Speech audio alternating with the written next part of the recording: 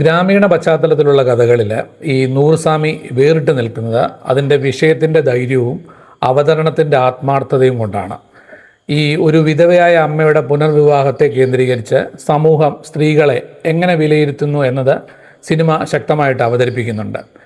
സിനിമയുടെ ഏറ്റവും വലിയ ശക്തി അതിൻ്റെ ലാളിത്യം തന്നെയാണ്. ഒരു ഗ്രാമം, വിധവയായ അമ്മ, 2 ആൺമക്കൾ, അവരുടെ ഭാവിയെക്കുറിച്ചുള്ള ആശങ്കകൾ, അതിനിടയിൽ വീണ്ടും അമ്മ ജീവിക്കാൻ ആഗ്രഹിക്കുന്നു. ഈ പുനർവിവാഹം എന്ന പ്രമേയത്തെ സൂക്ഷ്മതയോടെയാണ് സംവിധായകൻ ശശി ഇതിനകത്ത് കൈകാര്യം ചെയ്തിരിക്കുന്നത്. ഓരോ സംഭവവും അടുത്ത സംഭവത്തിലേക്ക് സ്വാഭാവികമായി ഒഴുകുന്നു. അല്ലെങ്കിൽ മക്കളുടെ കല്യാണവും ഇതിലേക്ക് വരുന്നതോടുകൂടിയാണ് ഈ സ്ക്രീൻ പ്ലേ കുറച്ച് ടൈറ്റ് ആവുന്നത്. ഈ നമ്മുടെ ചിന്താഗതിയാണ് വില്ലൻ എന്ന ആംഗിളിൽ ഒരു പുരുഷൻ്റെ 2ാം വിവാഹം സാധാരണമെന്ന് കരുതുന്ന സമൂഹം സ്ത്രീയുടെ പുനർവിവാഹത്തെ ചോദ്യം ചെയ്യുന്നതിലെ വൈരുദ്ധ്യം സിനിമ തുറന്നു കാട്ടുന്നുണ്ട്.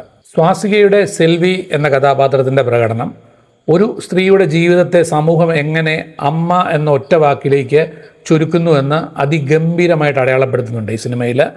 സ്വാസികയെ സംബന്ധിച്ചിടത്തോളം ഇതാണ് ശരിക്കും റിയൽ ബ്ലാസ്റ്റ് എന്ന് പറയുന്നത്.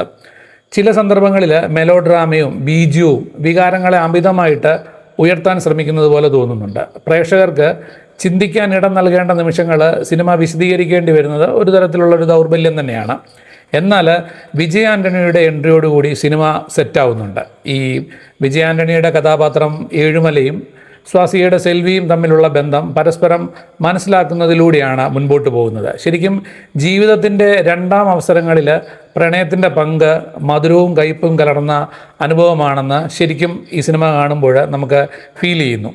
അതുപോലെ തന്നെ ബാലാജി ശക്തിവേൽ, കരുണാസ്, അജയ് ദിഷൻ, ശക്തി തുടങ്ങി മുഴുവൻ താരങ്ങളും അതുപോലെ തന്നെ ഇതിൻ്റെ ടെറൈനും കഥയുടെ യാഥാർത്ഥ്യത്തെ ശക്തിപ്പെടുത്തിക്കൊണ്ടിരിക്കുകയാണ് കൂടുതലായിട്ട്.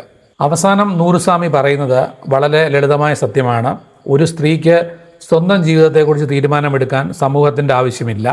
അവളുടെ സന്തോഷം, തിരഞ്ഞെടുപ്പ്, അവളുടെ അവകാശം. ഈ സന്ദേശം തന്നെയാണ് സിനിമ പ്രേക്ഷകർക്ക് മുന്നിലോട്ട് വയ്ക്കുന്നതും. ഈ റൂറൽ ഡ്രാമയിലുള്ള heavy crowd, humour, insecurity feel ചെയ്യുന്ന ജാതീയത ഡോമിനൻ്റ് ആയിട്ടുള്ള വയലൻസ് സീനുകളും ഗാനങ്ങളും കുറച്ച് മെലോ ഡ്രാമയും അമിത വിശദീകരണങ്ങളും ഉണ്ടായിട്ടും നൂറുസ്വാമി ഹൃദയത്തിൽ സ്പർശിക്കുന്നത് കുടുംബകഥയുടെ രൂപത്തിൽ വന്ന സ്ത്രീ സ്വാതന്ത്ര്യത്തിൻ്റെ പ്രഖ്യാപനം എന്ന രീതിയിലായിരിക്കും. തമിഴ്നാട്ടിലെ ചിന്ന ചിന്ന ആസയും ബാലനും ഒക്കെ അനുഭവങ്ങളാകുമ്പോൾ തീർച്ചയായും നമുക്ക് കേരളത്തിൽ നൂറുസ്വാമി അനുഭവമാക്കി മാറ്റാം.